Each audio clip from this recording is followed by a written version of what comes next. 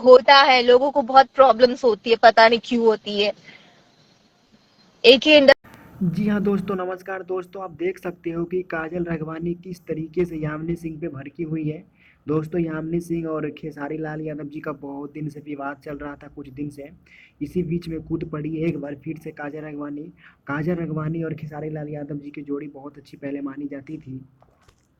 बहुत ही होते हैं, पता नहीं क्यों होते हैं, समझ कुछ लोगों का सच में समझ में नहीं आता।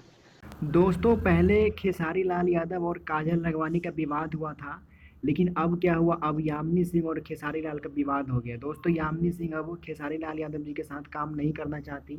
वैसे जैसे काजल राघवानी आज खेसारी लाल यादव जी के साथ काम नहीं कर रही है, ये दोनों मिलकर खेसारी लाल के साथ में काम नहीं करना चाहती है। अब सबके बारे में जानेंगे कि कितना स्ट्रगल लोग करते हैं, कैसे आगे बढ़े हैं। और तो बस दोस्तों, आज के लिए इतना ही। वीडियो अच्छी लगे तो लाइक करें और चैनल को सब्सक्राइब करें, ताकि हम एक से बढ़ के एक वीडियो आपके लिए लेके आते रहें। दोस्तों, बस आप लोग अपना प्यार आशीर्वाद इसी तरीके से बना के रखिए। हम भोजपुरी से रिलेटेड एक से बढ़ के एक न्यूज़ लाने की कोशिश करते हैं, और कोशिश करते ही नहीं, आपको हम दिखाते भी हैं। धन्यवाद, थैंक यू।